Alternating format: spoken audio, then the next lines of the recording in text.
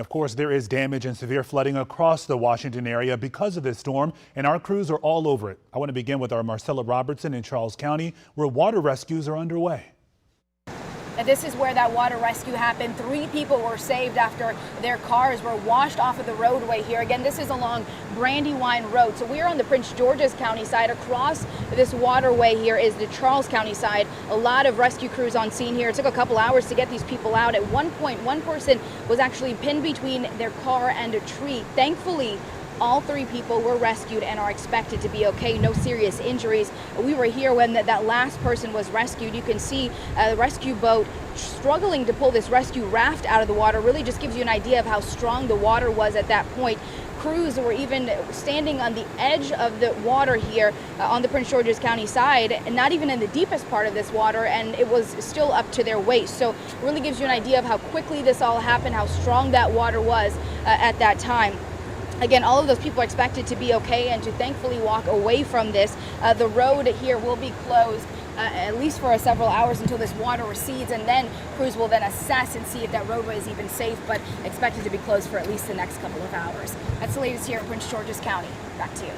Glad they were able to save those people. Marcella, thank you. And we continue our coverage in St. Mary's County now. This area is dealing with severe flooding, you see. One spot hit hard, Mechanicsville. Our Jess Arnold is near Charlotte Hill Road, where a tree fell into a car.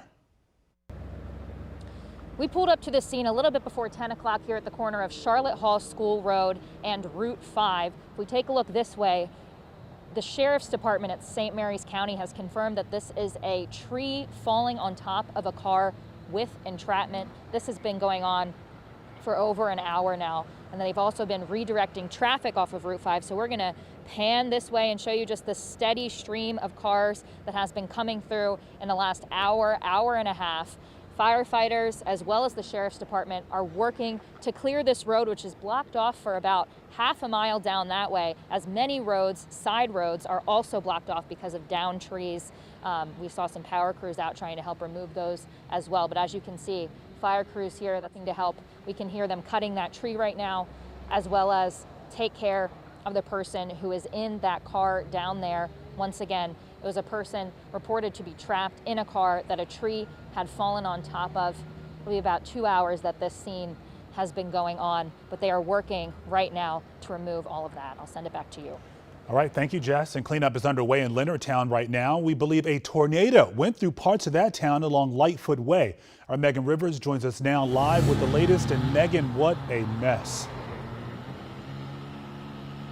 It sure is, Lorenzo. Cleanup is already underway along Lightfoot Way. You can see the neighborhood has band together. A number of gentlemen have come over with their chainsaws and already starting to cut away at those limbs on those trees to help clean up this family's home. I had a chance to speak with the family. They didn't want to go on camera, obviously emotional with a tree toppling on their home just before 7 o'clock this morning. They told me they purchased this home on June 6 in 1966. So they've lived in this house for a number of decades, and they also had a tree from their yard fall into their neighbor's home. It's good to see folks coming out together, checking on them, asking them if they need anything. They even brought over Dunkin' Donuts coffee and donuts for them to have, just to give them some sense of comfort as they go ahead and get this cleanup process underway.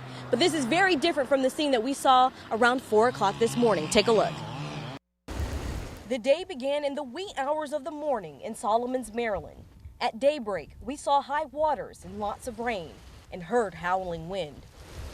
We moved to Great Mills around 7 a.m. Route 5 was already flooded, and the waters from Johns Creek and St. Mary's River were still on the rise. Drivers were forced to find another way. Leonardtown will show some of the worst damage we've seen on this side of St. Mary's County. RVs on their sides, trees toppled over. One family says the storm came through just before 7 a.m. A tree fell on their home. They've lived here for more than 40 years. Cleanup is already underway, but the impacts from Tropical Storm Isaias will be felt for many days, weeks, and possibly months to come.